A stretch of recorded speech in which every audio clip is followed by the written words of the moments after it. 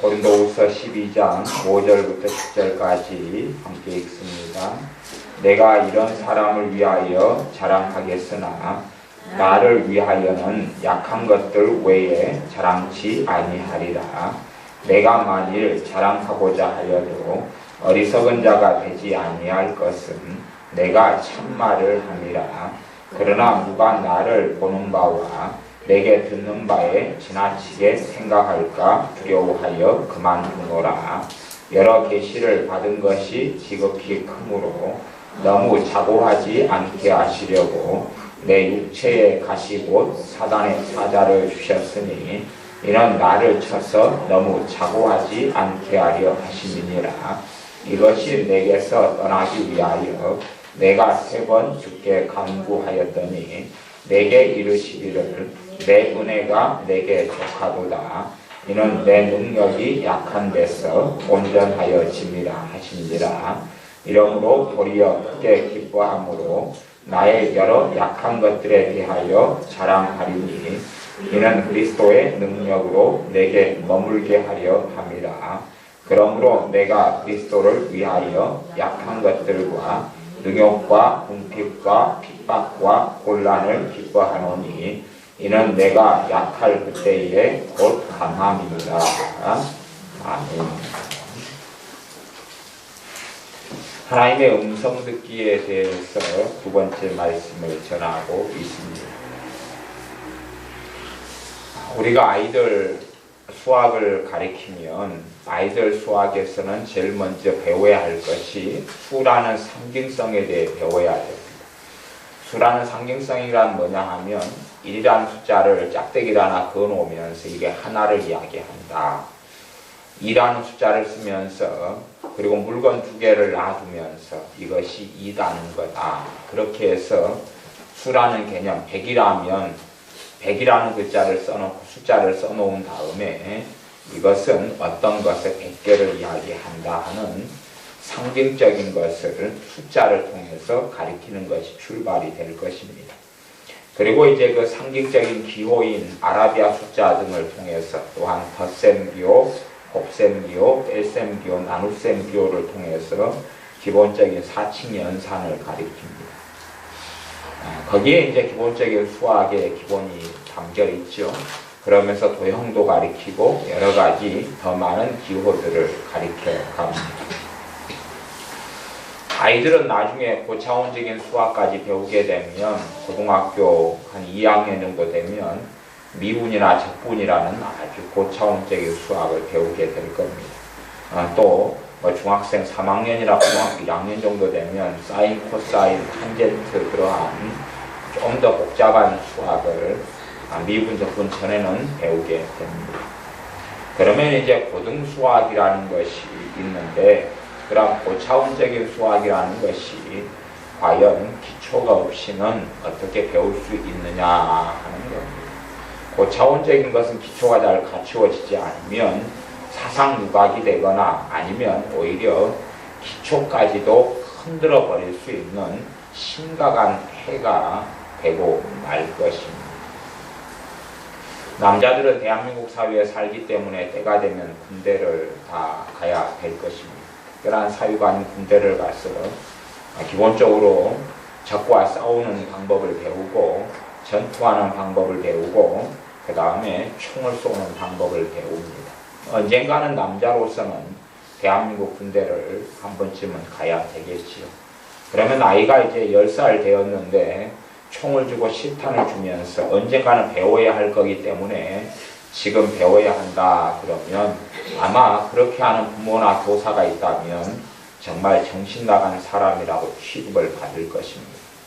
그것처럼 이제 사칙연산에서 탄탄하게 수학의 기초를 놓아야 될 아이에게 사인, 코사인, 탄젠트라든지 삼각함수라든지 미분, 적분을 가리킨다면 그 교사나 그 사람은 정말 어리석은 사람이라고 지탄을 받을 수밖에 없습니다. 유감스럽게 어떤 사람들이 믿음이 많이 성장하고 주님을 깊이 있게 알면서 주님의 음성을 듣기도 합니다.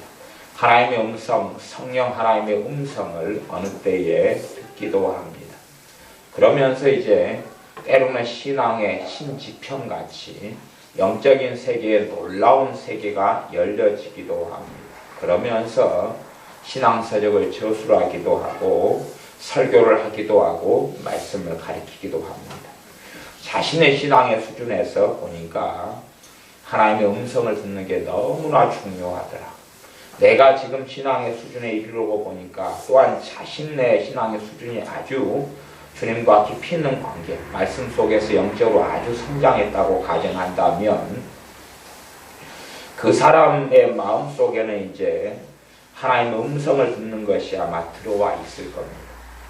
내가 사칙연산을 다 배우고 수학의 많은 과정을 거쳐서 그래서 미분적분을 내가 깊이 있게 공부하고 있고 미분적분을 통하여 더 넓은 수학의 세계를 보고 있다면 그 사람에게는 미분적분이라는 게 그 마음에 사로잡혀 있는 것처럼 아마 하나님의 음성을 듣는 것에 대하여 그가 어떤 것들을 체험하고 난 다음에 특별히 어떤 특별한 사건 가운데 중요한 사건들을 하나님의 음성을 통하여 해결하고 응답을 받은 일이 있다면 그 사람은 그에 대하여 쉼취할 겁니다. 그가 하는 설교, 가르치는 것, 세미나, 컨퍼런스 또 그가 쓰는 책들 가운데 그것을 중심으로 할 수밖에 없을 겁니다. 문제는 그 사람의 믿음의 여정을 같이 걸어가거나 아니면 그 사람의 믿음의 여정과 비슷한 믿음의 성장의 영적 성숙에 있는 사람에게는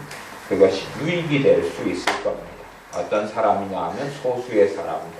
그러나 다수의 사람들에게는 그것이 독약이 되고 극약이 될 수 있다는 사실입니다.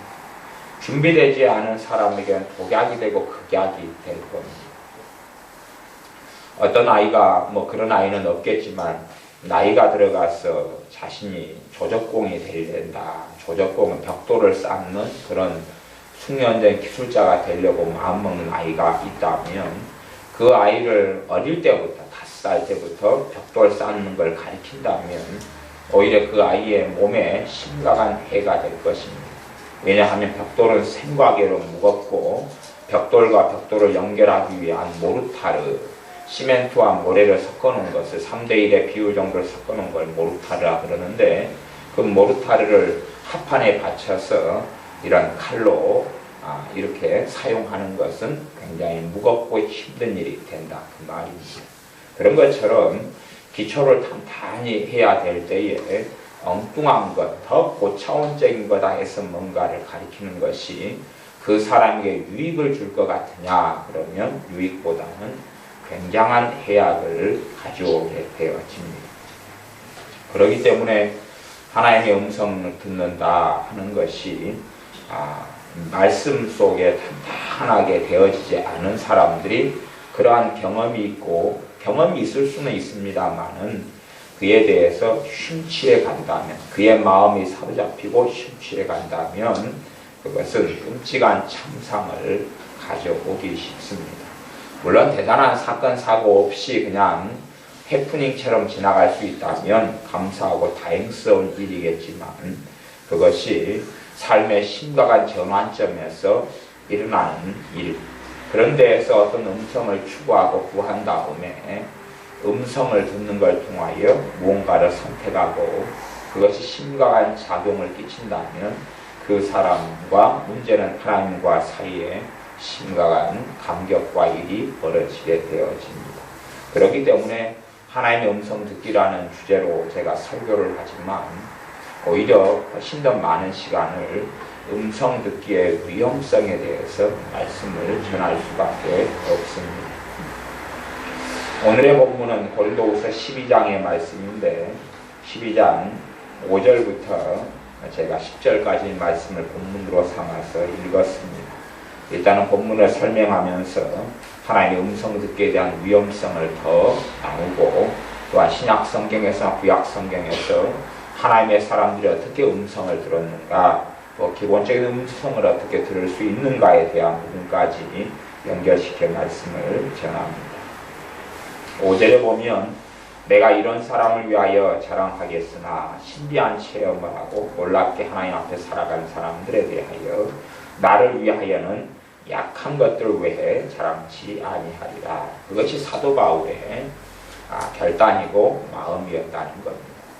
누구보다 계시를 받은 게 많고 영적인 체험을 한 게 정말 많은 사도 바울이 자신이 대단하게 승승장구했던 경험들, 자신이 놀랍게 체험하고 누렸던 것들, 놀라운 하나님의 임재를 누렸던 것들, 놀랍게 자신을 통하여 기적과 이적이 나타났던 것들, 그것들에 대해서는 자랑을 하지 않고 오히려 약한 것들을 자랑하겠다. 내가 이렇게 약하고 부족했다. 내 허물이 이렇다. 내 어리석음이 이랬었다. 내가 이렇게 보잘것이 없었다. 그럴 때 나를 통해 이렇게 주님이 일하셨다. 자신의 경건성이나 자신의 위대함을 드러내는 게 아니라 내 실수 가운데 이런 일이 벌어졌는데 하나님은 이렇게 하셨다 등등의 약한 것들을 자랑하겠다고 말씀하는 겁니다.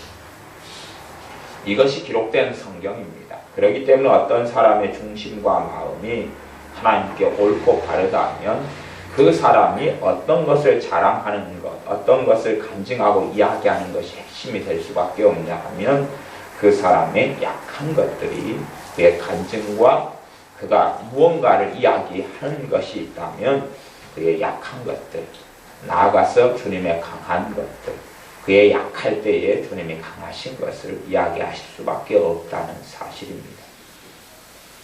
그래서 어떤 사람이 하나님께서 나를 통하여 이렇게 일하셨다라고 대단하고 위대한 간증과 말들을 한다면 실상은 그의 마음과 생각이 주님 앞에서 어그러져 있다 하는 것을, 그런 가정, 그러한 가능성을 우리는 생각할 수밖에 없고 그 사람에 대하여 굉장히 유의하고 조심해야 된다 하는 것입니다. 심지어 어떤 이들은 내가 주님을 너무너무 사랑한다 라고 고백하는 사람들이 종종 있는 것을 발견합니다. 스스로가 주님을 위하여 목숨도 버릴 수 있고 주님을 너무 사랑하고 주님을 위하여 죽음도 각오하고 순교도 가능하다. 주님을 위하여 나는 이러이러한 마음을 가지고 있다. 등등을 이야기하는 사람들이 있는데 그걸 들을 때 되면 우리는 생각합니다. 와, 저 사람은 정말 주님 사랑하는 사람인 모양이다. 하지만 사실은 그것이 약한 것들을 자랑하는 게 아니라 오히려 그 사람 자신에게 영광을 돌리는 어리석은 일이 될 때가 대부분입니다.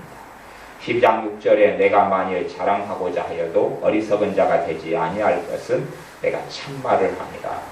사도 바울은 어떤 일을 이야기해도 그것이 참된 것을 말하는 것이 그의 중심에 있었습니다.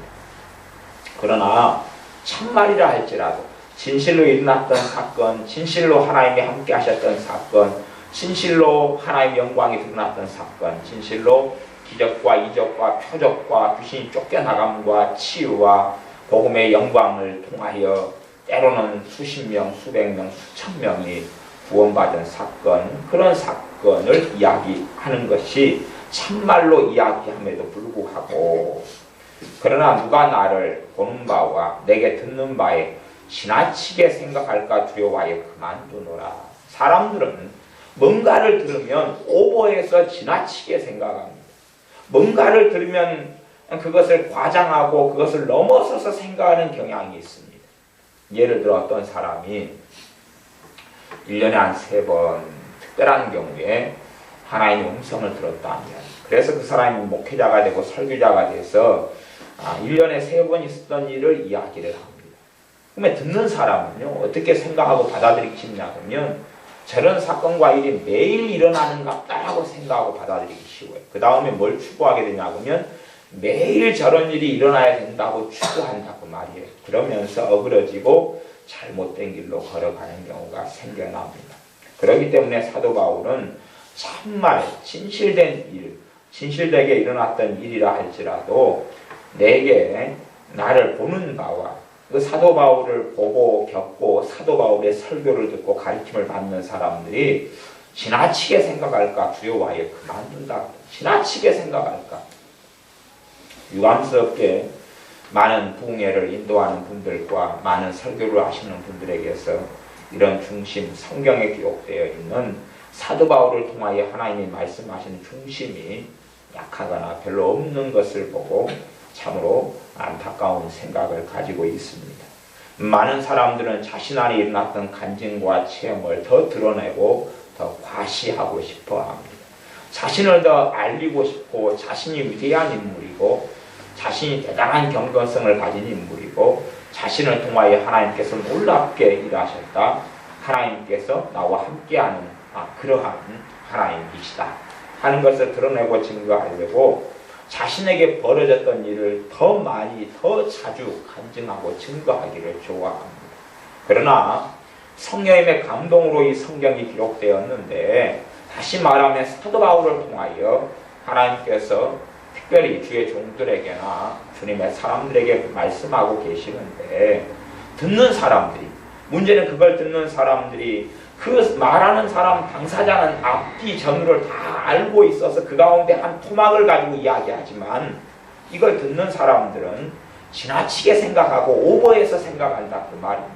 그렇기 때문에 오히려 두려워해서 그만둔다 그러는 것입니다. 그런 위험성을 알기 때문에 그만둔다 하는 것입니다. 부모가 어른들이 아이들 앞에서는 찬물도 못 마신다 그러잖아요. 찬물을 마시고 어른이 시원하다 보면 자기들도 먼저 서로 마시려고 하는 것처럼 부모가 아이들 앞에서 막 칼을 다루면서 막 쉥쉥쉥쉥 도마 위에서 뭔가를 써는 걸 보여주면 부모 몰래 아이들도 칼을 가지고 장난을 치고 또 아빠가 예수님 안 믿는 사람이어서 담배를 샥 피우는데 담배 연기가 모락모락 아름답게 올라가고 아빠가 놀라운 묘기를 보일 수 있어서 담배 연기를 통하여 동그라미도 만들고 막 그렇게 하면 아빠가 없을 때 아이가 담배를 몇 개 꺼내가지고 동그라미를 만들려고 담배를 피워대요. 몇 살이냐면 7살. 그렇다 그 말이에요. 또 아빠가 맥주를 아주 맛있게 그냥 마신다. 그래서 돌아가신 아버지께서는 막걸리하고 소주를 좋아하셨는데 제가 초등학교 2학년인가 3학년인가는 맥주를 좀 마셨던 것 같아요. 그래서 아버지가 사라진 다음에 아버지가 맥주를 맛있게 마시셨는가. 저도 맥주를 그때 한 모금 마셔봤어요. 그러면서 학을 뗐어요. 이게 사람이 먹을 음식이 아니다 그러고. 그래서 그때 딱 한 모금 평생 맥주 마셔본 게 다인데 아마 초등학교 2학년인가 3학년인가 그때쯤 그랬을 것 같아요.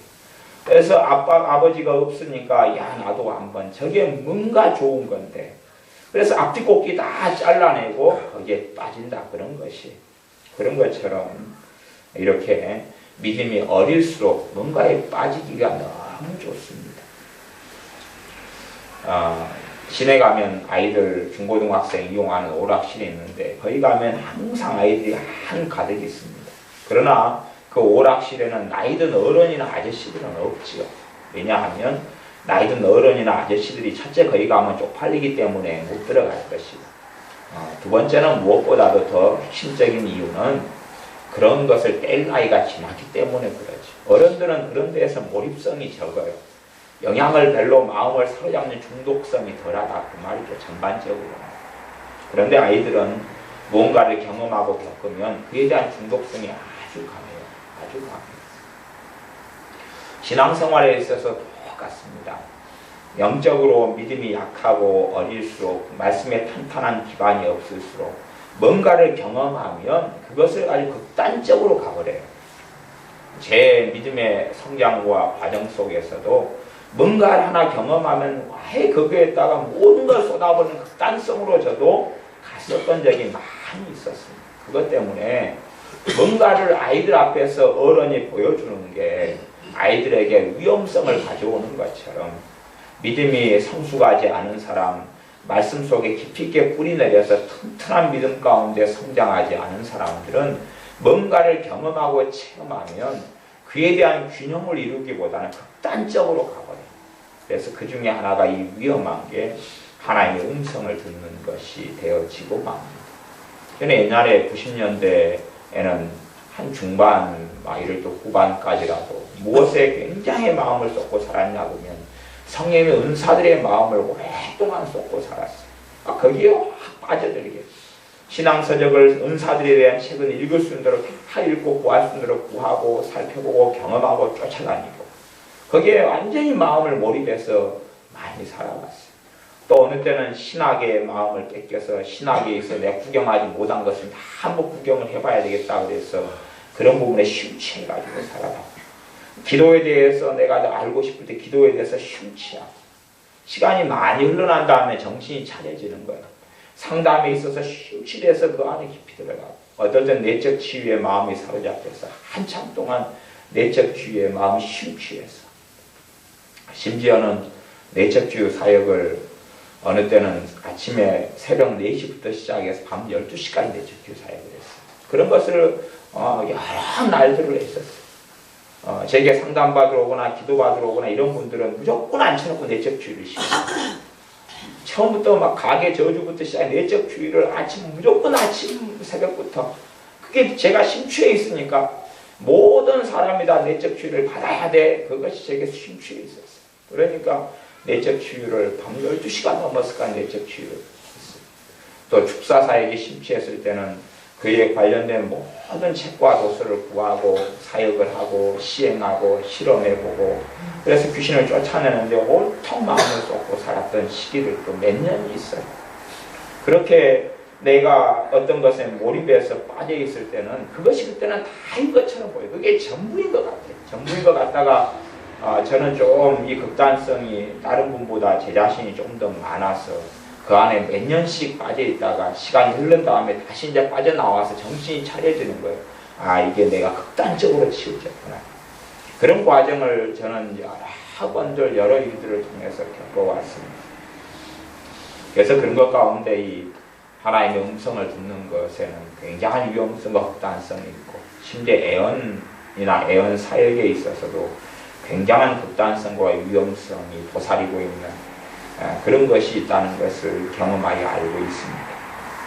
그래서 이 어떤 사람이 사도 바울같이 영적으로 주님을 깊이 있게 아는 사람입니다. 경험했던 것을 섣불리 이야기하지 않으려는 이유는 자신은 그 믿음이 성장한 과정 시간들을 통해서 그걸 경험했어요. 이야기해 주니까 믿음이 성장하지 않은 어린 사람들이, 또한 한쪽으로 치우쳐 있는 사람들이 그걸 들은 다음에 자기도 동일한 경험을 하려고 해요.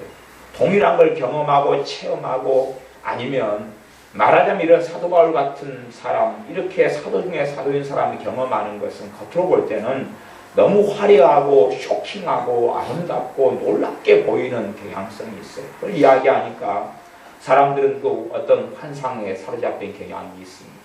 사도 바울이 굶주리고 배고프고 헐벗고 강도의 위험을 당하고 배에서 난파되고 파손되고 이렇게 주님을 섬기는 삶 가운데 많은 우여곡절이 있었다는 걸 생각하지 못한다 그 말이에요.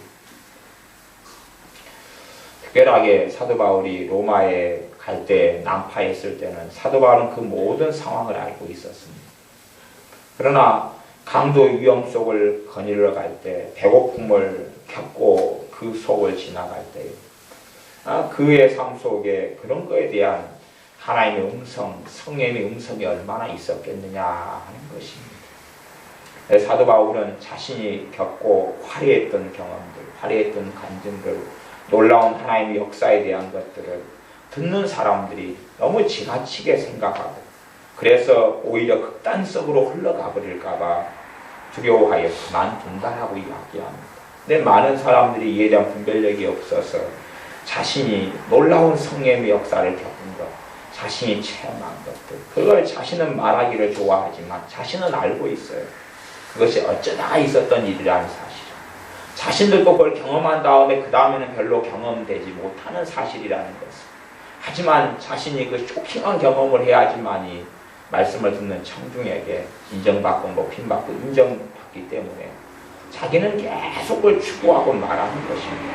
설교할 때마다 똑같은 간증들을 계속 듣는 사람은 다 다른 사람들이니까 여기저기 다니면서 컨트리죠. 그리고 그걸 듣는 사람들은 그 극단성에 치우쳐서 흘러가고 맙니다. 그래서 사람들이 하나님 말씀 속에 바르게 들어오는 것. 제가 성령의 음성 가운데 가장 기본적인 일반적인 것은 지혜고, 그다음 평강이고, 그리고 이제 감동을 이야기했습니다. 옛날에 제가 하나님의 음성에 대해서 설교를 여러 차례 여러 각도에서 해왔습니다. 감동을 이야기할 때요, 제게 하나님께서 뭐라고 정확하게 아주 그냥 제 마음을 사로잡게 말씀하시는 때들이 몇 번 있는 것처럼 있었다고 제가 말씀을 드렸습니다. 근데 제가 제 마음을 아주 사로잡았던 어떤 하나님께로부터는 감동 같은 것들을 제가 실천도 하고 실행도 하고 때로는 미루기도 했습니다. 그런데 제가 그걸 경험하면서 제 인생 가운데 여러 차례가 있었습니다. 그걸 경험하면서 결론은 뭐냐 그러면 하나님으로부터 다 하나도 오지 않았다는 사실. 그걸 경험했어요. 그래서 제가 설교하면서 마음을 사로잡는 것, 이걸 하지 않으면 하나님께 대한 100% 불순종이 될 것 같은 마음, 안 하면 큰일 날 것 같은 마음, 또 이걸 순종해라, 이게 하나님께로부터는 시험이다, 테스트다 하는 것처럼 오는 그런 마음, 그런 마음 가운데 제 마음을 사로잡는 것들은 제가 경험할 때는 결과론적으로 하나도 하나님께로부터 온 것이 없었습니다. 여러 번 경험했습니다. 그래서 제게 제 마음을 아주 막 뜨겁게 사로잡는 것이 있으면 저는 저 자신을 경계합니다. 때가 되면 제 자신이 지금 어그러지고 잘못된 길로 걸어갈 수 있다는 위험성을 제기했습니다.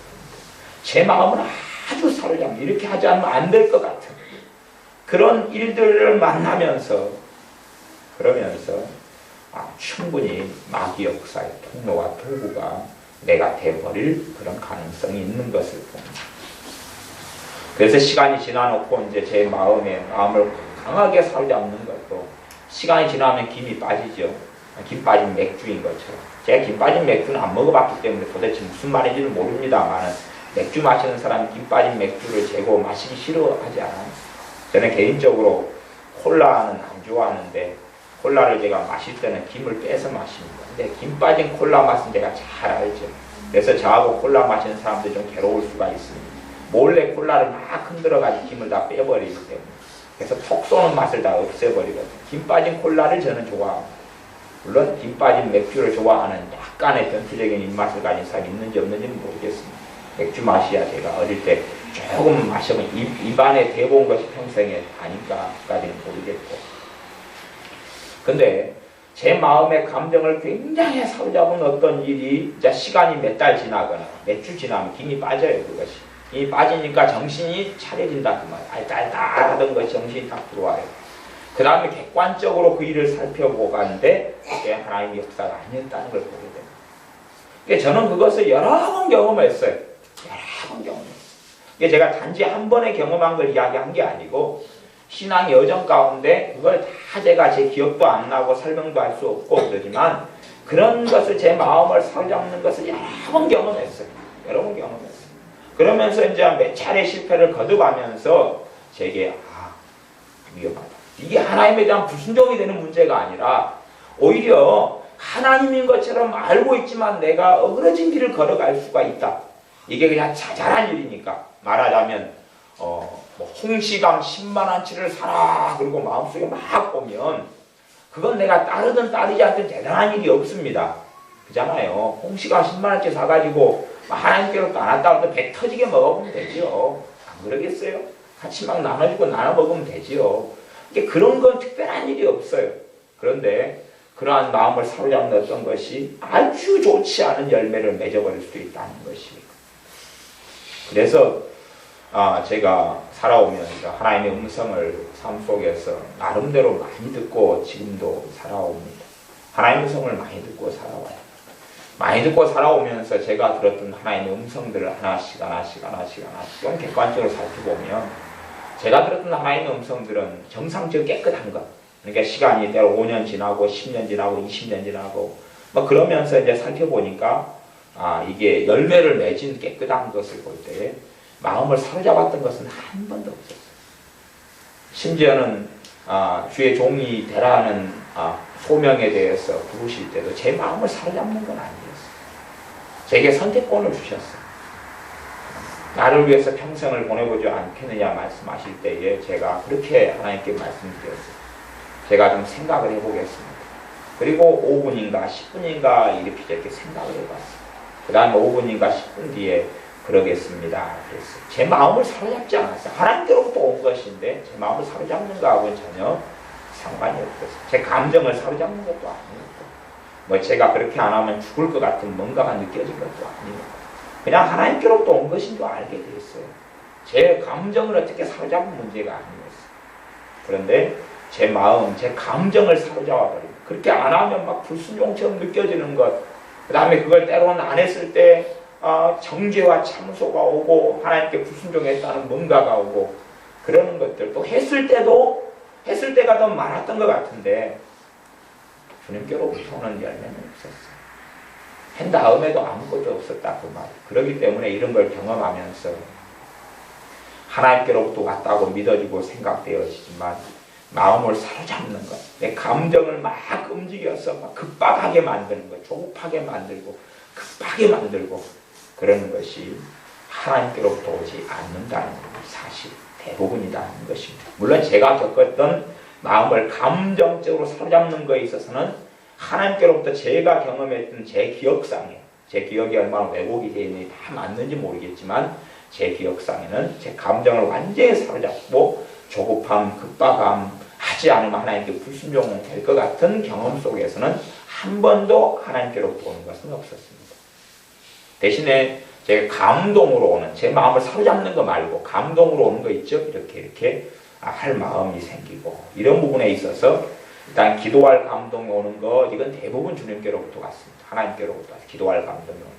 그 다음에 성경 읽을 감동이 오는 것도 대부분 하나님께로부터 왔어요. 찬양할 감동이 오는 것도 대부분 하나님께로부터 왔어요.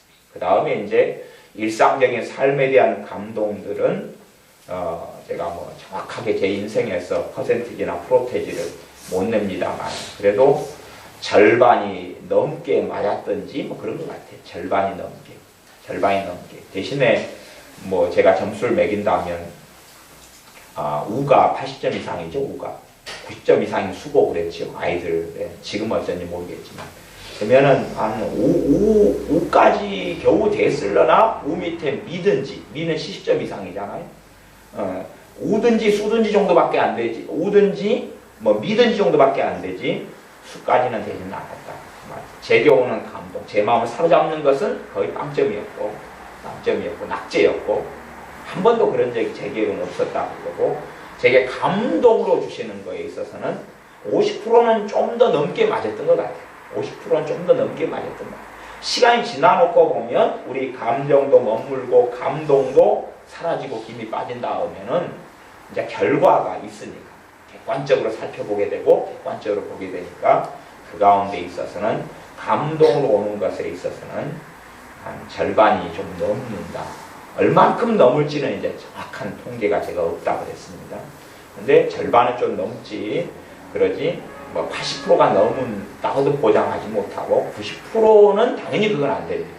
90%는 안 되고 80%가 정도 80% 정도가 제 경우는 감동이 맞았다 본다면 그것은 좀 거짓말이 될 것 같습니다. 갖고 모르겠어요. 하여튼 50%에서 80% 사이일까 그렇다 그 말이에요.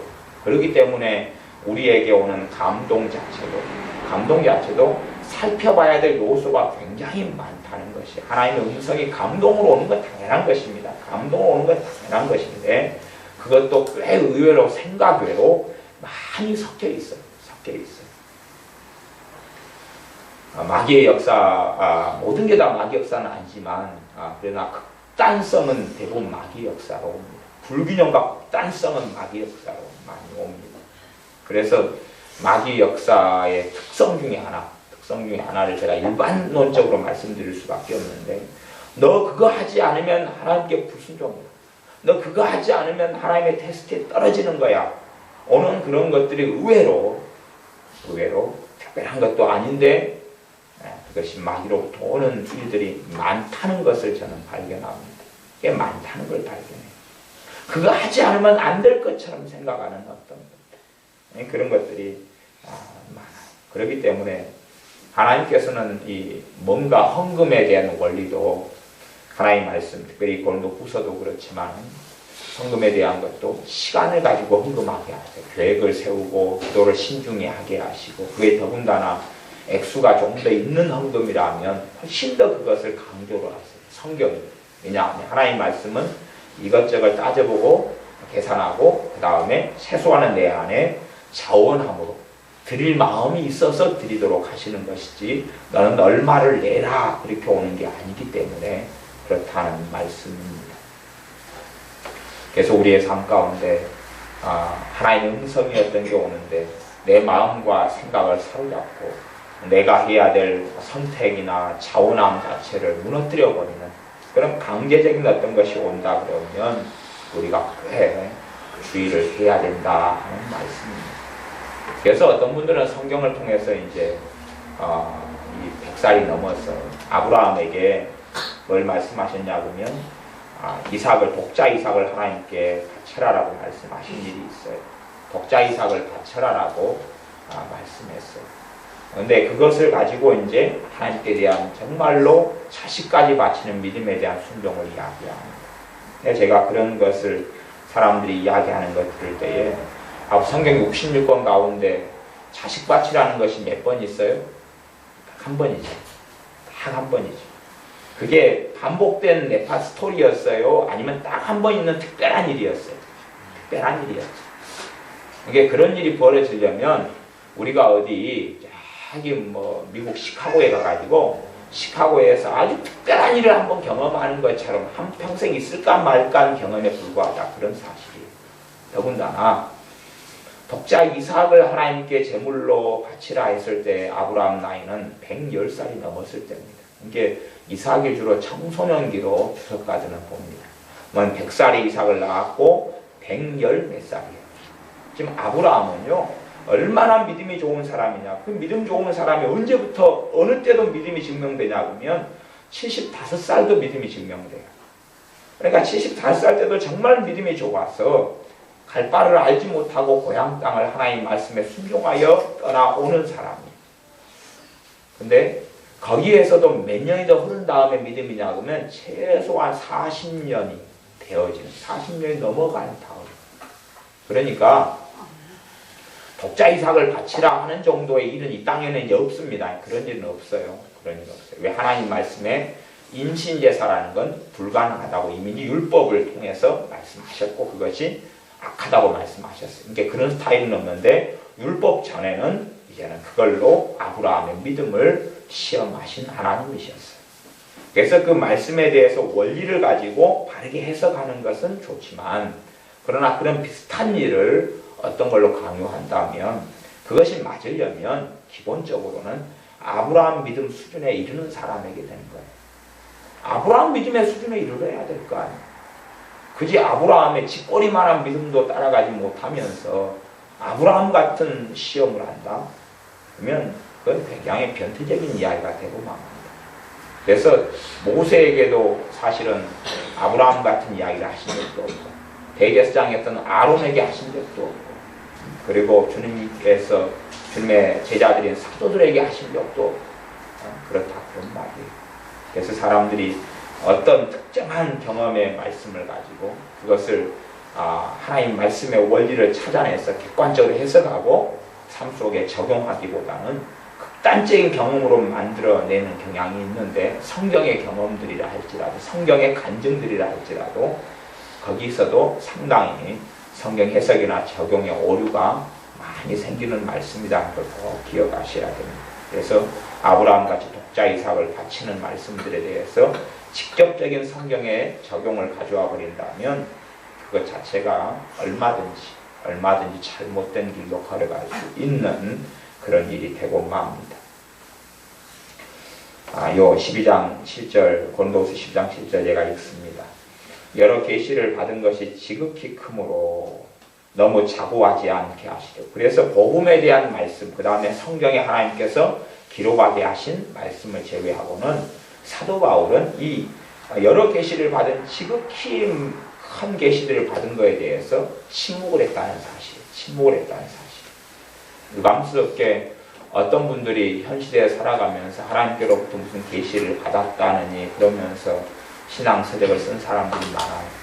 그러면 그 계시를 받았다. 물론 계시라는 건 성경에서는 크게 두 가지 종류의 계시를 이야기합니다. 하나는 특별 계시로서 성경 66권을 이야기하는 계시의 개념이 있고요. 그 다음에 지혜와 계시의 영을 내게 주사 하는 말씀을 더 깨달아가고 알아가고, 그러니까 신학적으로 이야기하면 조명이라고 합니다.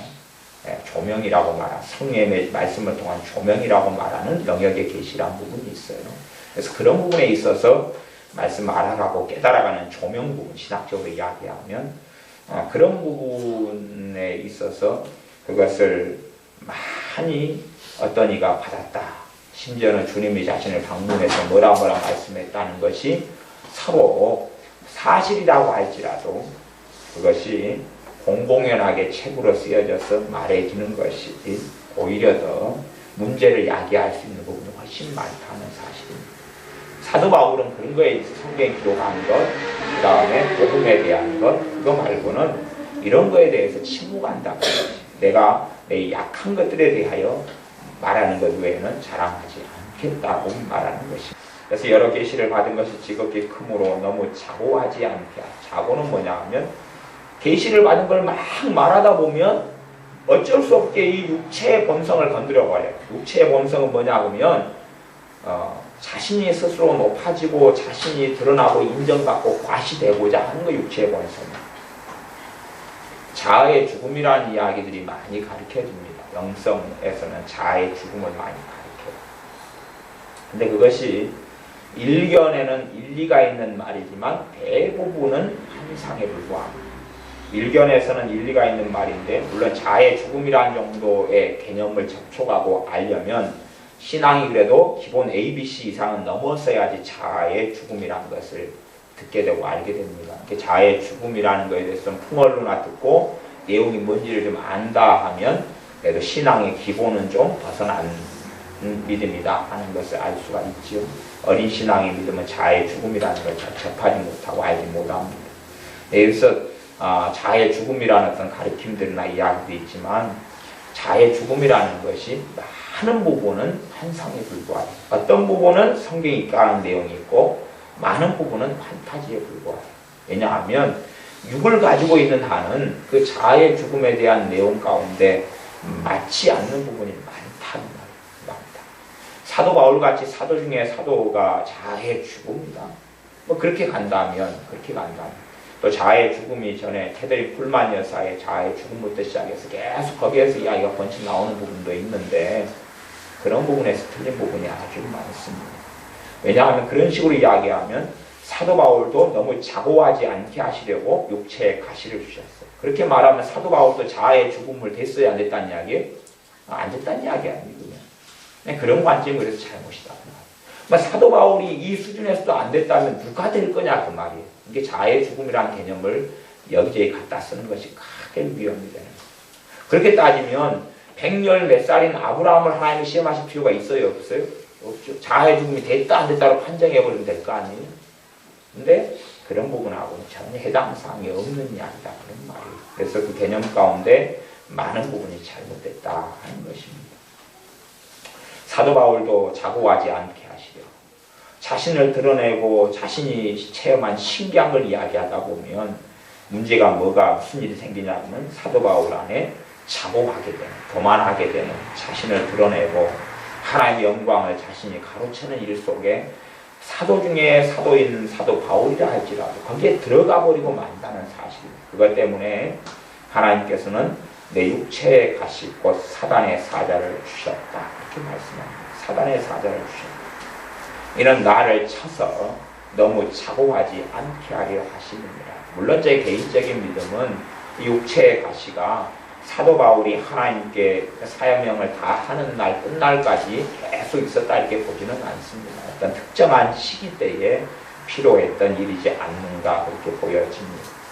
그래서 이제 12장 8절에 보면 이것이 내게서 떠나기 위하여 내가 3번 죽게 강구하였더니 이 육체의 가시 때문에 사도 바울은 너무 힘들었기 때문에 그렇습니다. 뭐가 힘드냐고 육체가 너무 아프고 힘들고 괴로웠다 그 말이에요. 사람들이 자신에게 육체적인 질병이나 마귀 역사가 오는 것을 때로는 자신도 사도 바울인 줄 알고 육체의 가시라는 음성을 듣는다 그래요. 그래서 제가 참 존경합니다. 그럽니다. 왜 그런 줄 아세요? 사도 바울의 믿음이시군요. 사도 바울의 믿음 정도 되고 사도 바울의 계시 정도 받아야지 이런 일이 생기면 인정하지요. 인정하는데 쥐뿔도 없는 사람이 뭘 자고할 일이 뭐가 있어서 육체의 가시가 있겠냐 그런 말이에요. 그러니까 성경의 앞뒤 문맥을 잘 살펴봐야지요. 베드로 사도가 육체의 가시가 있었다고 그랬어요. 베드로 사도는 사도 바울하고는 똑같이 사도지만 사도 바울은 정말로 가진 게 많아요. 정말 알고 깨달은 게 많고 계시받은 게 많아요. 그렇기 때문에 사도 바울을 통해서 복음의 비밀을 다 펼쳐놓으시는 거예요. 로마서, 갈라디아서, 에베소서, 빌립보서, 골로새서 기본적으로 히브리서는 사도 바울이 했네, 그렇지 않네, 바나바가 했네 이런 여러 가지 학설이 있어서 무명으로 남지만 13권의 성경을 복음의 진수와 말씀의 진수와 신자들이 주님을 믿는 그리스도인으로 어떻게 살아야 될까 진수를 다 말씀하는 성경. 오히려 사복음서를 푸는 열쇠가 로마서와 갈라디아서와 그 다음에 사도 바울이 기록한 서신서들이 사복음서를 바르게 해석할 수 있는 열쇠고 문이거든요. 그런 걸 사도 바울을 통해서 쫙 펼쳐놓으시는 거에 감추었던 것은. 그러한 사람이 사도 바울이에요. 오히려 다른 주님과 함께 지냈던 11사도는 아니다. 마띠아 사도를 비롯한 12사도가 성경을 그렇게 많이 기록하게 하신 게 아니에요. 오히려 사도 중에서 성경을 기록한 사람은 좀 적지요. 요한 사도나 사도 요한이나 베드로 사도나 이런 사람 말고는 사도 중에서 성경을 기록한 사람도 없어요. 그런 걸 여러분이 생각하셔야 됩니다. 그래서 이제 육체의 가시 때문에 고통을 많이 겪었어요. 사도 바울 같은 사람은 인내심이 참 많은 사람 아니에요. 그러면 보통 하나님의 음성을 듣는다는 사람은 하루에도 몇 번씩 듣는다 그래요. 하루에 몇 번씩 또 듣고 그리고 일주일 되면 몇 번을 듣고 몇 번을 듣는지는 모르겠어요. 그러면 그 사람들은 사도 바울보다 훨씬 더 위대해야 돼요. 왜냐하면 사도 바울은 육체의 가시로부터 괴로움을 얼마를 당했는지 모르겠지만 최소한 몇 달 이상은 당했을 거예요. 그 다음에 이제 기도하는 거거든요. 그 다음에 기도하는 거예요. 그러지 인내심이 없어서 하루아침에 하루 정도 좀 육체의 가시 때문에 괴로움 당하다가 하나님 주님 이게 너무 고통스러워요. 좀 없애주세요. 기도할 정도의 사람이 사도 바울은 아니니까. 얼마나 했는지 몰라요. 그건 성경에는 없지만. 그런 식으로 이야기하면 보통은 그냥 응답을 이건 내가 준 거다. 그러니 참아라. 그런 응답이든지 그냥 바로 들어버려야 될 거거든요. 사도 바울 정도면 그게 바로 들어버려야 돼요. 바로 하나님 뜻을 음성 듣기로 하여서 하나님 뜻을 알 수 있다면 바로 그냥 들어가지고 알아야 될 거 아니에요. 바로 와야 될 거 아니에요. 근데 사도 바울은 그렇게 살지 않았고 그렇게 되지 않았습니다. 그렇기 때문에 어떠한 기간인지 얼마나 된 기간인지 몰라도 이 사탄의 사자, 육체의 가시 때문에 큰 고통과 괴로움을 당했어요. 그 다음에 이제 이것이 내게서 떠나기 위하여 내가 3번 주께 간구하였더니 3번 주께 간구했다는 것은 좀 그래도 기도에 깊이 있는 기도 생활을 하는 사람들만이 기본적으로 알 수 있는 말입니다. 이게 3번 주께 간구했다는 게 기도 생활을 깊이 하는 사람들만이 알 수 있는 말이에요. 유감스럽게. 그래서 3번 간구했다는 말이 우리 주님으로 이야기하면 주님께서 겟세마네 동산에서 몇 번을 기도하신 거예요? 3번을 기도하신 거예요. 3번. 그때의 3번을 이야기하는 거죠. 그때의 3번. 그때의 3번. 그러니까 주님께서 한 번 간절히 기도하실 때 1시간 이상을 천사의 도움까지 받아가면서 그렇게 기도했던 것이 그걸 한 번이라 그러는 것이. 그런 식의 강력하고 힘있는 기도가 어떠한 때부터 어떠한 때까지 최소한 단기든지 중기든지 이루어지는 어떤 타임을 한 번이라 하는 것이. 그런 기도가 3번이에요. 그냥 우리가 그냥 오늘 밥 먹을 때 한 번 주여 그렇게 해 주십시오. 육체의 가시 없애 주십시오. 내일 점심 때 내일 점심 먹을 때 육체의 가시 없애 주세요. 다음날 점심 먹을 때 육체의 가시 없애서 그래서 3번 그런 건 아니에요. 그건 깊이 있는 기도 생활을 안 해본 사람들이 하는 말장난이고 그런 걸로는 응답이 없어요. 아마 그런 기도를 사도 바울이 했다면 이 주님이 주신 응답은 100년이 지나도 없었어요. 100년이 지나도. 그러니까 아주 야풀악한 기도 생활을 하는 사람들이 얕은 기도와 깊이 있는 기도를 안 하면서 하나님께 책임을 전가시키는 방법 중에 하나가 음성이에요. 하나님의 음성이라는 거예요. 사도 바울은 주님의 음성을 들었습니다. 몇 번 강구한 다음에 3번. 그러니까 그것도 성경적으로 말하면 엘리야 선지자가 갈멜산에서 비가 오기를 3년 반 동안 가뭄이 들었던 팔레스틴에 비가 오기를 7번을 간구했어.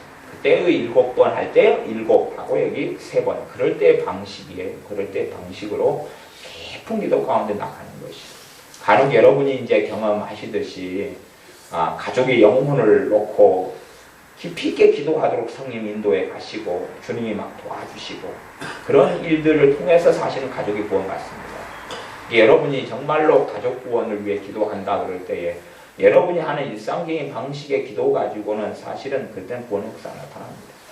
그게 아니고 여러분이 진짜 하는 기도가 되고 그런 기도가 어느 정도 되어진 다음에는 주님께서 여러분과 함께 기도를 같이 하세요. 성령님이 함께 기도를 같이 하세요. 그러면서 3일 동안도 막 새벽에도 깨워서 기도를 시키시고 여러분이 순종해서 기도하고 이런 것이 3일 때는 5일 쓴 다음에 그 다음에는 신속하게 가족이 예수를 믿는 걸 경험하게 돼요.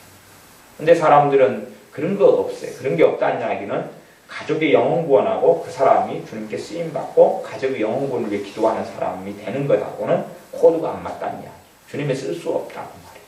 그렇기 때문에 50년을 뭐 가족의 구원을 놓고 또 자녀의 구원을 놓고 기도해도 응답을 못 받아요. 그건 이제 경험한 사람만이 아는 거예요. 제가 지금 이야기하는 것도 경험한 사람만이 아는 것이지 경험하지 않은 사람 제 말을 이해 못 할 거예요. 그래서 엉뚱한 세계 속에 살다가 그냥 죽는 거예요. 엉뚱한 세계 속에 살다가. 그래서 자녀를 어떤 구원을 꼭 기도하거나 남편이나 아내나 가족이나 부모나 친정 부모님이나 누구나 기도할 때 되면 그 영혼을 건져내기 위해서는 정말로 깊이 있게 탄식하며 부르짖는 기도가 있어야 되고 그게 성령님의 도우심과 역사하심을 통해 있어야 돼. 그럴 때는 내가 저녁에 밤 10시에 잠잘라든지 12시에 자려고 그런다 보면 잠이 안 와요. 잠이 안 오고 계속 기도가 나와요. 기도가 나와요. 내 생각에는 보통 나는 30분 기도하는데 어쩔 때 막 기도가 3시간도 나오다가 그러다가 이제 막 잠자려고 그러는데도 기도가 안 멈춰버려요. 그다음 계속 기도가 흘러나가요. 그런 것이 2, 3일, 4, 5일 된 다음에 그 다음에 이제 그 영혼을 구원할 수 있는 그 영혼이 주님을 만나게 되는 하나님의 놀라운 역사가 나타나요. 그것이 일반적인 일입니다. 그런 것이 일반적인 일이고 그걸 통해 영혼이 구원되는 게 대부분이 그렇습니다. 예외는 물론 있겠습니다만은 대부분이 그래요.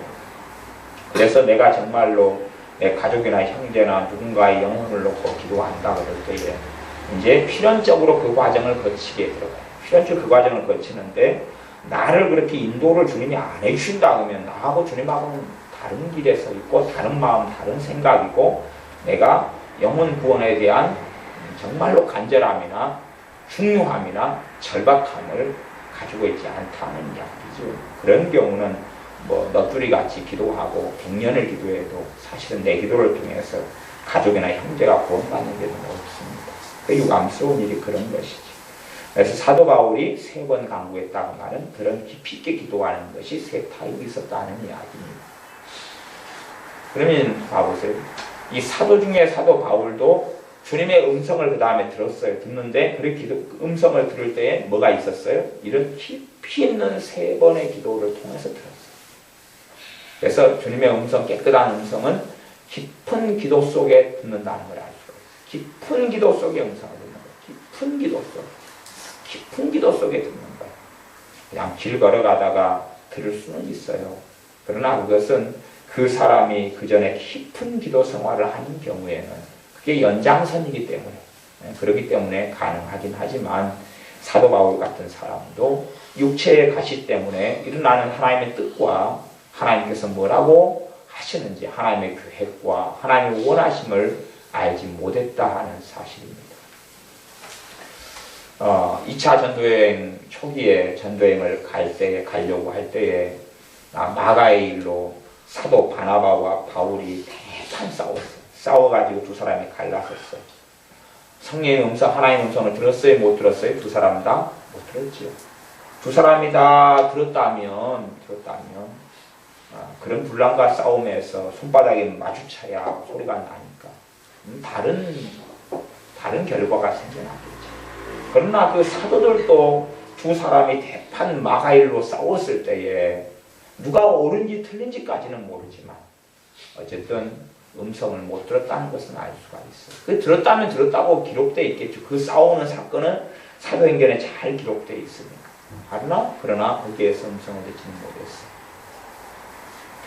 성령의 음성을 듣고 산다고 생각하면서 그 길을 걸어가는 사람들이 주장하는 어떤 말씀이 있어요. 그건 뭐냐 하면 하나님께서 그 비밀을 그의 종에게 선지자에게 알리지 않고는 그의 뜻을 행하지 않는다. 이런 말씀들. 그런 것이 요즘에 신앙 서적에서 꽤 많이 발견되는 내용이더라고요. 그래서 그 비밀을 나에게는 알리셨다. 말세의 비밀을 내게 알리셨다. 나는 성경의 비밀을 알리셨다. 그러면서 막 책을 쓰고 강의하고 설교하는 것들을 간혹 봅니다. 근데 그런 것이 굉장히 위험성이 있죠. 전에 한 젊은 선지자가 하나님께로 사명을 받아가지고 뭔가를 전하도록 했습니다. 왕에게 전하도록 했어요. 그래서 왕에게 전했어요. 그러면서 하나님이 하신 말씀이 누가 휴식을 취하라도 취하지 말고 음식을 먹으라도 먹지 말고 자고 가라 그래도 그렇게 하지 말고 갔다가 와라 그랬어요. 나가고 와라 그랬어요. 그렇지 않으면 이제 너가 죽으리라 그랬어요. 젊은 선지자가 사명을 받고 갔다가 오는 길에 늙은 선지자 그 사람을 잡았어요. 그래가지고 하나님께서 나한테 너를 대적하라 그랬다. 너가 바로 가지 마라 그랬다. 그렇게 이야기를 해요. 그때 젊은 선지자가 하나님께 자신에게 하신 말씀을 망각해버린 다음에 늙은 선지자 말을 듣고 그 다음에 죽어요. 그러면 젊은 선지자가 음성을 들어요. 뭐 선지자는 당연히 하나님의 말씀 메시지 음성을 듣는 사람이 선지자지요. 선지자가 들을 수 있었어요? 없었어요? 없었잖아요. 들을 수 없었잖아요. 그러니까 그가 죽는 것이죠. 봐보세요. 다윗은 선지자에 속하는 사람입니다. 다윗이 얼마나 하나님의 뜻을 잘 알았냐면 시편의 그 무수히 많은 분량이 성경으로 기록되어질 정도로 정말로 선지자 중에 선지자가 다윗이었습니다. 그리고 다윗이 썼던 시편에는 많은 경우 우리 주 예수님에 대한 것이 굉장히 많이 담겨 있어요. 그러니까 다윗이 그렇게 했습니다. 주께서 내 주에게 이르시기를 아버지 하나님을 주님이라 그러고 자신의 주 예수님을 주님이라 그랬어요. 이미 다윗 때. 다윗은 그리스도 대신 주님을 이미 알고 있고 만나고 살고 있었어요. 그 정도로 깊이 있는 사람이 다윗입니다. 다윗이 이스라엘을 통치했을 때에 연분년 3년이 기근이 있었어요. 3년이 기근이 있었어요. 기근 때문에 백성들은 굶어 죽어가고 고탄에 빠졌어요.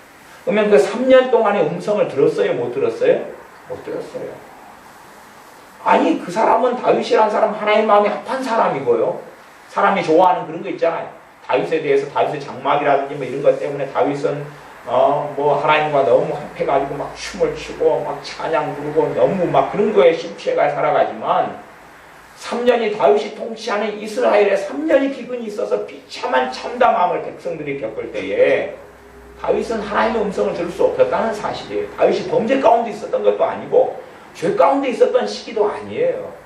그러나 하나님으로부터는 말씀을 들을 수 없었어요. 그래서 3년 기근 속에서 하나님께 기도하는 것이에요. 왜 이렇습니까? 하나님으로 간절히 기도할 때에 그때야 하나님이 말씀하셔요.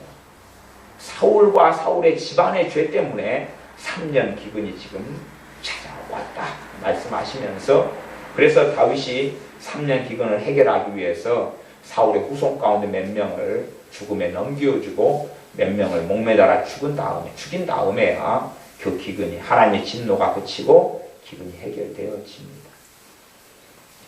구약시대에 참으로 많은 사람들이 하나님의 음성을 그런 걸 추구하고 살진 않았고 그런 부분에 있어서 잘 몰랐다는 사실을 기억하셔야 돼요. 심지어 신약시대에 있어서도 사도들과 주님의 제자들 속에서도 그런 걸 잘 몰랐다는 사실을 기억해야 돼요. 봐보세요. 고린도 교회 같은 경우는 정말로 은사들이 충만했던 교회예요. 너희가 하는 것에 부족함이 없다라고 사도 바울이 인정했을 것이 고린도전서 1장입니다. 너희가 부족함이 없다 정도. 성령의 은사와 능력과 막 그런 부족함이 없다. 그런데도 고린도 교회가 아주 잘못된 길로 걸어가는데 음성을 통해 알아요? 몰라요? 몰라요. 초대교회인데 음성을 통해 몰라요. 그러니까 많은 사람들이 하나님의 음성을 듣는 거에 있어서 하나님과 코드가 어긋나 있어요. 코드가 어긋나 있어요. 사도 바울도 깊이 있는 기도의 이 세 번을 통하여 9절 말씀에 내게 이르시기를, 그때야 이제 말씀을 해주셔요.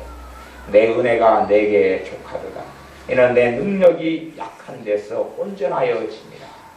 깊이 있는 기도 가운데 사도 바울은 음성을 들어요.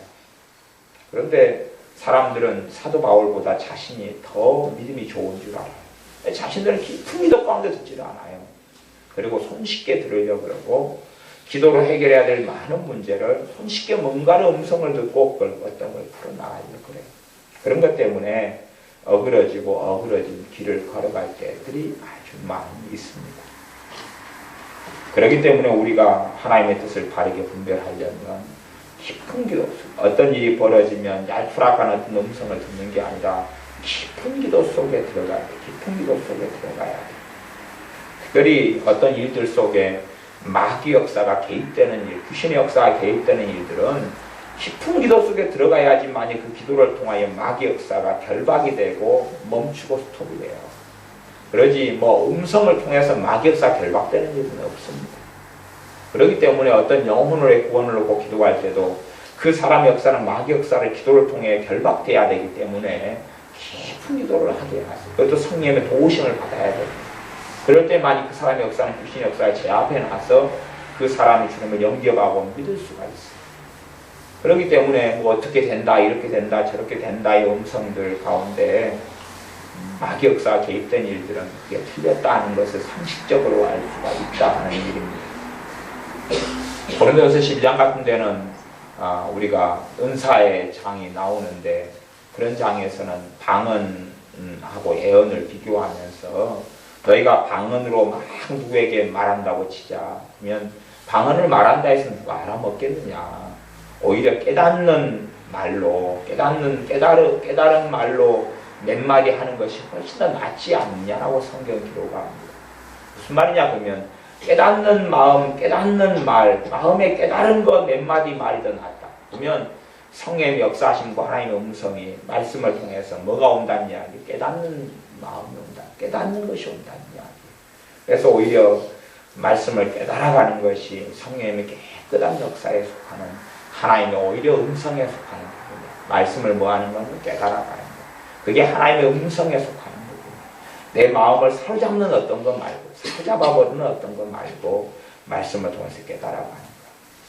그래서 이 어린아이들은 쇼킹한 것, 아주 자기 마음을 사로잡는 어떤 것, 자극적인 것을 추구합니다. 그러니까 아이들이 일찍부터 TV 같은 걸 접해버리거나 핸드폰, 그런 스마트폰 같은 걸 접해버리거나 하면 아이들은 이렇게 좀 많이 망가져버립니다. 왜 망가지냐 하면 아이들의 마음을 그게 사로잡거든요. 사로잡았어요. 그 다음에 인내심을 가질 수가 없어요.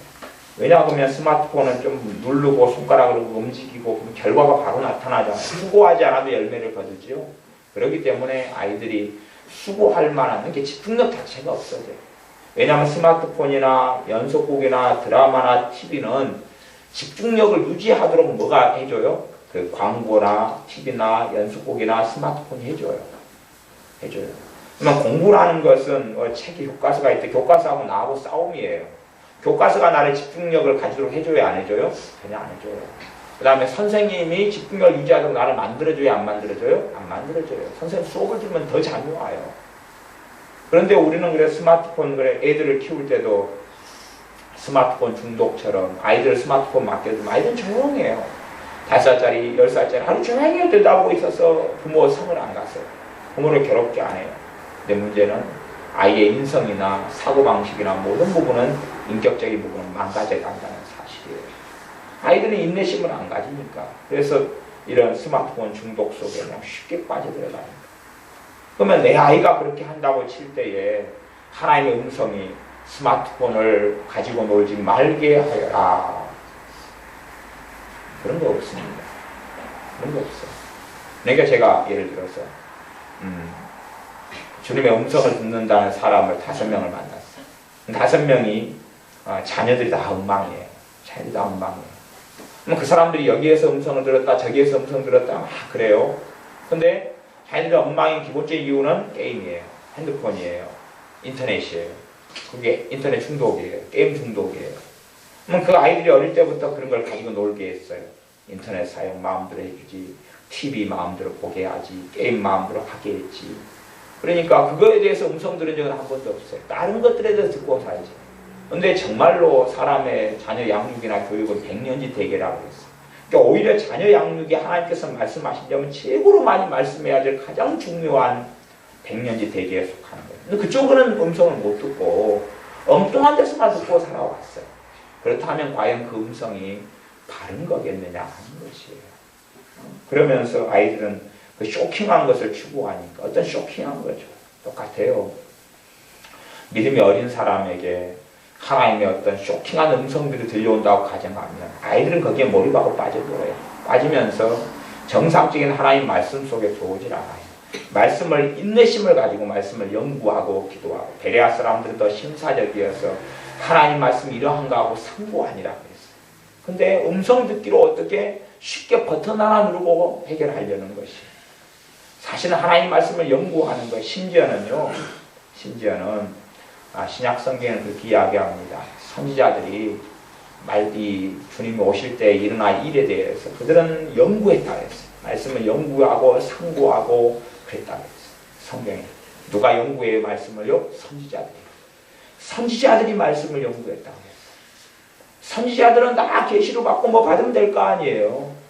근데 그들이 말씀을 연구하는 거예요. 그걸 통해서 주님 오실 때에 무슨 일이 벌어질지, 주님에 대해 어떤 일이 있을지를 알고 깨달으려고.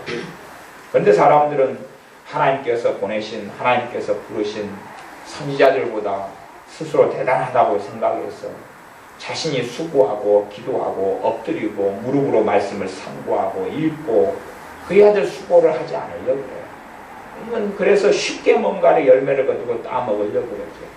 그러면서 똑같이 아이들이 핸드폰을 가지고 살아가는, 스마트폰을 가지고 살아가는 중독처럼 비슷한 결과를 맺으려고 합니다. 내가 만화 같은 것, 동화책 같은 것, 이런 것은 내가 수고할 필요가 별로 없거든요. 만화가 해주거든요. 만화가 그림을 잘 그려가지고 집중하게 해주고, 그 다음에 드라마 연속극은 내가 볼 때마다 계속 쇼킹하고 내 마음의 생각에 화려한 장면들을 계속 보여주기 때문에 몰입성이 있어요. 요즘에는 또 아이들 대상으로 하는 이런 아이들 프로그램도 얼마나 아이들이 현혹하고 사로잡는지 그런 것도 절대 건강하지 못합니다. 제가 엊그저께 중국집에 가서 3,000원짜리 짜장면 먹으러 동네 중국집에 갔더니 그래 중국집 부부 주인 부부 되시는 분이 어린이 프로그램을 틀어놓고 계시더라고요. 중국집에 TV가 켜져 있는데 그래서 저도 몰입성이 있어가지고 짜장면 먹으면서 얼마나 프로그램을 재밌게는 아니어도 막 몰입성 있게 봤어요. 중독성 있게 보다가 거기에 돌렸다가 또 보다가 돌렸다가. 그래서 저는 TV를 안 키우죠. 괜히 틀어놨다가 TV를 가지고 있다가는 거기에 그냥 빠져들어가기 쉬우니까. 근데 어쨌든 아이들 프로그램이 옛날보다는 훨씬 더 많이 발달해가지고 그냥 저 같은 어른도 그냥 확 사로잡을 정도로 그렇게 해놨어요. 그러니 아이들에게는 가만히 있어도 TV가 자기를 사로잡아 주기 때문에 정말로 편리한 세상, 집중력이 하나도 안 만들어지고 인내심도 하나도 안 만들어지고 다 그게 무너져 버리는 것이. 그러지 뭐 인내심이라는 것이 오랜 시간의 연단을 통해 오는 것이 쉽게 어떻게 만들어져요. 그렇게 만들어지면 농사에 대한 환상을 가진 젊은 사람들이 귀농을 해요. 근데 농사라는 게 쉽게 지어져요? 아니면 그 농사가 몸에 배는 게 어려워요? 어렵고 시간이 많이 걸리잖아요. 농사에 대한 환상을 가지고 귀농을 해가지고 심었는데 고구마를 엉뚱한 때에 심고 양파를 엉뚱한 때에 심고 봄에 심어야 될 걸 여름에 심고 여름에 심을 걸 가을에 심고 막 쇼를 하는데 무슨 열매가 어떻게 맺고 나타날 거냐 그런 말이에요. 그런 것처럼 뭔가를 내가 얻고 배워가려면 인내를 거쳐서 해야 돼요. 그래서 성경에서 특히 신약 성경에서 굉장히 중요한 덕목은 인내라는 거죠. 인내를 온전히 이루라고 했어요. 그러나 이런 음성 듣기를 추구하는 사람들이 인내할 필요가 없죠. 말씀하고 다른 길을 걸어가죠. 그렇기 때문에 하나님의 음성이라는 게 있고 그래서 하나님의 음성을 우리가 듣고 신자들은 살아갈 수 있지만 그러나 정말로 내가 어린 신앙 속에서 내가 쇼킹한 음성 듣기를 하나님께서 많이 준다고 생각할 때에 나는 잘못된 길을 걸어갈 거예요. 그렇기 때문에 기본적으로 주님께서는 지혜로운 분이시기 때문에 그 사람이 말씀 위에 서는 신앙이 되기 전에 특별한 경우가 아니면 음성으로 말씀하지 않으실 수밖에 없다는 기본적인 지혜와 통찰력을 가져야 됩니다. 기본적인 통찰력과 지혜를 가져야 돼요. 생각해 보세요. 내 자녀가 5살인데 내가 10만원짜리 돈을 맡기면 자녀가 이걸 잘 간수하겠느냐, 10만원짜리가 오히려 아이에게 해를 가져오겠느냐 말이에요. 내 자녀가 이제 8살 초등학교 1학년이에요. 용돈을 5만원짜리 줘가지고 학교를 보냈어요. 애가 5만원짜리도 그렇게 줘야 돼요. 괜히 5만원짜리 주지 말고 1,000원짜리 50장을 줘보세요. 얼마나 놀라운 일이 학교에서 벌어질런지. 진짜 50장이면 숨기기 어렵지요. 네? 아니면 100원짜리로 500개를 주란 말이에요. 그럼 무거우니까 이제 가방에 넣고 와가지고 기분은 오지고 입은 째지고 그렇게 가는데 막 철렁철렁하지. 끄집어내가 자랑 안 하고 싶어요. 이걸 엄마가 아침에 줬다고 100원짜리 500개를 끄집어내면 아이들의 마음속에 뭐가 생겨나요? 탐심과 탐욕이 생겨나죠. 나도 한 주먹 줘. 한 주먹 줘. 왜? 가방이 절반이 찼잖아요. 나도 한 주먹 줘. 한 주먹 줘. 1,000원짜리 50장 끄집어내가지고 봐라 촥 얹어내는데 빳빳한 걸로 주면 안 돼요. 빳빳한 것은 두께가 얇거든요. 아주 많이 손때를 묻은 걸 주면 50장의 두께가 툭툭 갑니다. 그럼 그거 가져가면 무슨 일이 벌어지겠냐 그 말이에요. 1,000원짜리 50장을 학교에 가져가면. 아니면 1,000원짜리 100장을 주면 무슨 일이 학교에 가면 벌어지겠냐 그 말이에요. 그것이 아이에게 유익을 가져오기보다 손해를 가져오죠. 그것처럼 하나님의 음성을 듣는 어떤 것이 믿음이 어린 사람, 성장하지 않은 사람, 말씀 속에 뿌리내리지 않은 사람에게는 이게 해악을 가져온다 말이에요. 그것 때문에 우리가 가진 지혜로 생각할 때에 하나님께서 믿음이 어린 사람에게 말씀에 탄탄하게 뿌리내리지 않은 사람에게는 그런 방식으로 별로 역사하지 않는다는 걸 알 수가 있어요. 기본적으로 우리의 감동으로 역사하시는 게 하나님의 음성에 속하는데 감동 부분도 우리가 주의하고 조심해야 된다. 극단성은 뭐냐 그러면 내게 오는 어떤 감동에 대해서 내가 순종하지 않으면 하나님을 거역하는 거다 하는 극단적인 생각은 별로 옳지 않아요. 왜냐하면 그 감동이라는 게 100% 주님께로부터 왔는지 안 왔는지 검증을 해야 되기 때문에 그래요. 검증을 해야 돼요. 그게 또한 로고스 66권 말씀에 해당되지 않은 내용들이 일상사에서 벌어지는 대부분의 일이기 때문에 그런 일에 있어 순종과 불순종의 개념이라는 건 좀 다른 개념들을 사용하게 됩니다. 그래서 우리의 삶 가운데 깊은 기도 가운데 하나님의 응답을 받도록 해야 된다. 어떤 특별히 음성이 필요한 영역이 있고 말씀에 대한 깨달음이 필요한 영역이 있어도 깊은 기도 가운데 해야 된다. 그 다음에 하나님의 음성은 하나님의 말씀을 깊이 있게 기도하면서 연구하는 가운데 필요한 깨달음을 얻고 또한 내가 말씀을 좀 깨달아가고 알아가고 그렇게 해서 하나님의 음성을 듣는 것이 가장 기본적이라는 사실. 나아가서 우리의 삶 가운데 쉽게 음성을 듣는 걸로 뭔가를 해결하려고 하기보다는 깊이 있게 기도하는 것으로 주님 앞에 어떤 문제들을 해결하는 삶을 살아야 한다는 것입니다. 그래서 음성을 듣고 어떻게 살아나가는 것은 어떤 면에서 특별한 것이지 일상적인 것은 아니다는 것입니다. 일상적인 삶의 음성의 부분이 있는데 그런 부분이 사람들이 쇼킹하게 어떻게 체험하는, 특별히 이 고린도후서 12장의 9절에 내 은혜가 내게 족하도다, 이런 내 능력이 약한 데서 온전하여짐이라 하는 이런 말씀은 아주 특별하게 사도 바울이 경험하는 것이다 하는 이야기입니다. 그래서 오히려 우리가 더 연약해지고 우리가 더 주님 앞에 연약함을 통하여 엎드릴 때에, 그럴 때에 주님께서 우리의 삶 속에 더 강한 능력으로 일하시며 행하실 수 있습니다. 기도하겠습니다.